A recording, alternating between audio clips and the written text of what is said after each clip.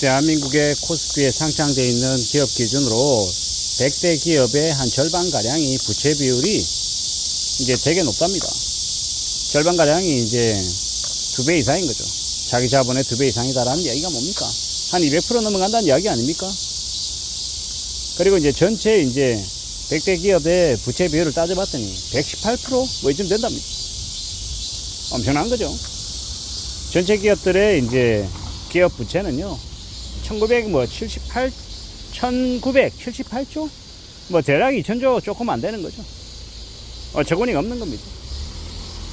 앞으로 빚이 계속 늘어난다라고 하는데, 정부 부채도, 기업 부채도, 가계 부채도 엄청난 숫자죠. 가계 부채도 2000조 넘고요.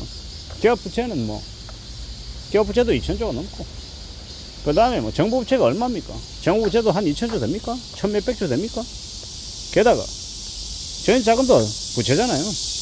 우리가 얘기 안 하지만.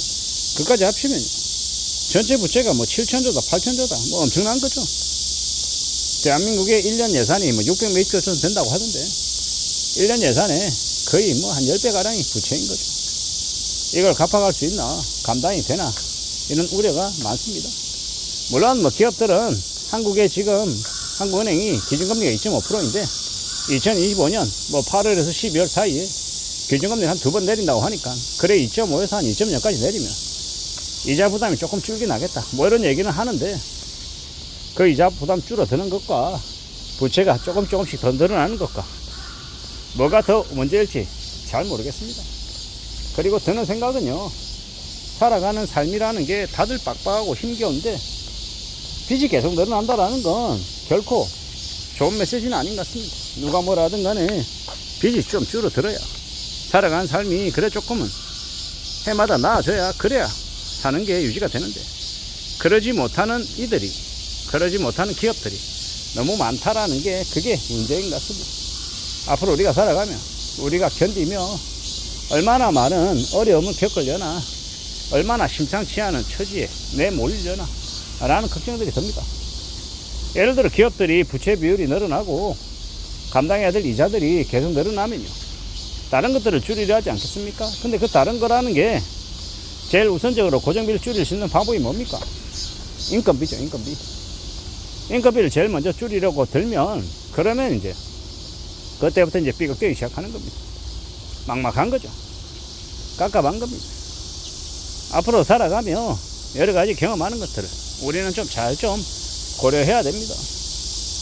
과거보다 지금이, 그리고 앞으로가 더 어려울 수 있다는 것 인정해야 된다는 겁니다. 다들 잘 먹고 잘 살고 다들 괜찮은 것처럼 이야기하지만 현실을 까보면요, 딴판인 경우가 많습니다. 빚 좋은 개살구인 경우가 많다는 겁니다. 철저히 우리는 수익이 나야 되고요, 적자가 아니라 흑자여야 되고, 인력들도 적절하게 있어야 되고, 효율을 추구해야 되고, 돈을 벌어와야, 그래야 지속적으로 유지가 되고 계속 이제 살아갈 수 있는 겁니다. 기업이든 개인이든 말입니다. 다들 별거 아닌 것처럼, 다들 괜찮은 것처럼 지나온 시간들은 너무 부동산에 올인한 것들이 많았죠. 뭐 아파트 한 채가 25억이다, 30억이다, 나중에 50억도 된다더라, 100억도 된다더라.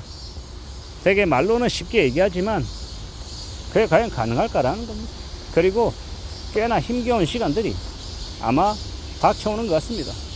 어떻게든 우리는 실리를 추구하고 생존을 최우선의 과제로 두고 지내야 될 것 같은데요. 기업들의, 주요 기업, 100대 기업들의 부채 비율이 110%, 120% 가까이 된다는 이야기가 우리에게 뭘 전하려는 걸까요? 그게 결국 성적표 아닙니까? 수치 아닙니까? 심상치 않다라는 거, 예사롭지 않다라는 거.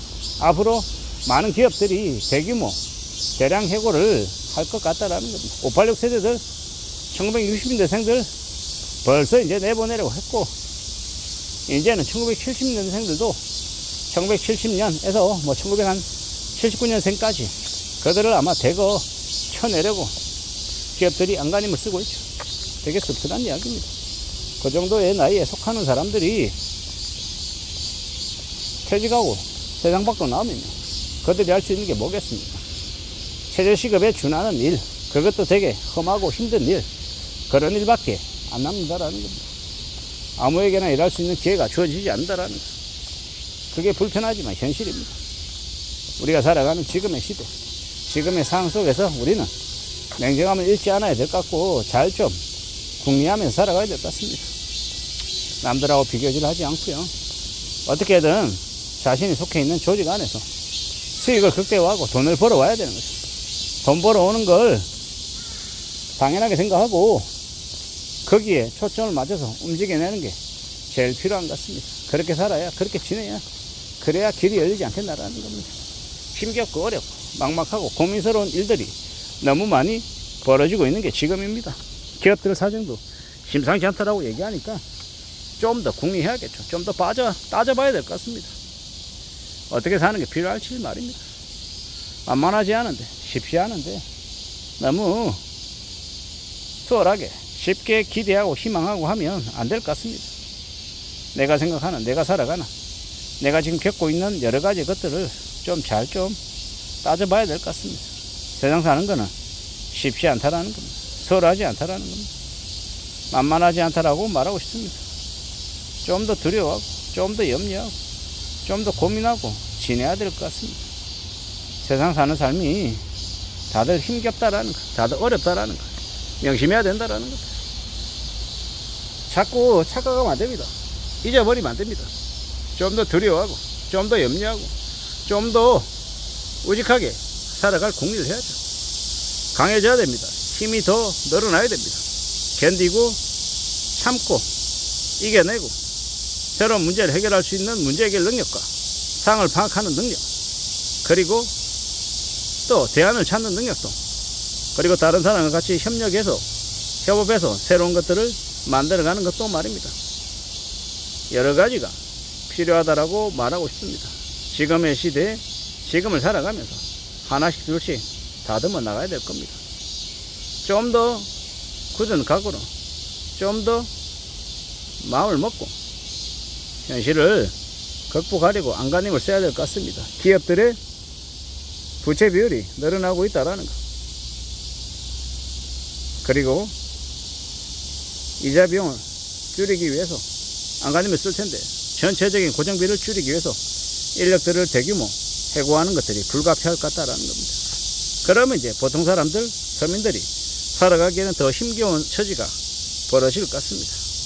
어떻게 살아갈지, 어떻게 살아낼지에 대해서 좀 곰곰이 생각하고 나의 현실은, 나의 처지는 어떤지도 좀 따져봐야 될 것 같습니다. 절대로 만만하거나 쉽지 않은 상황이면 항상 명심해야 되는 거죠. 이상입니다.